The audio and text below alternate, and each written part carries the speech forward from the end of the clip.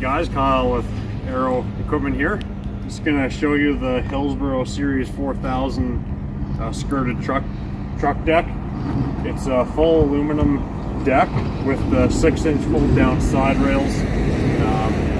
We've got the side skirting and boxes on here with the sealed lockable boxes.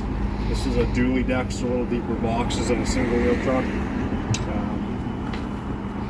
Got the mud flaps in the fenders, and then a recessed fuel dish with a door there, as well as a DEF filler at the front. The fold down side rails just have a latch.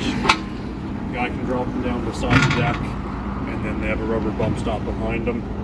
And if you are running straps or a chain, there's stainless steel hooks built into the surface of the deck. And then it's got the 2 5/16 ball in the center of the deck under cover. And then this truck here, we added on an extra 7-pin plug at the front, so you're not dragging your trailer cord down behind the back of your deck. And we also put extra LED work lights on this guy as well. So that there, guys, is the Series 4000 deck by Hillsboro.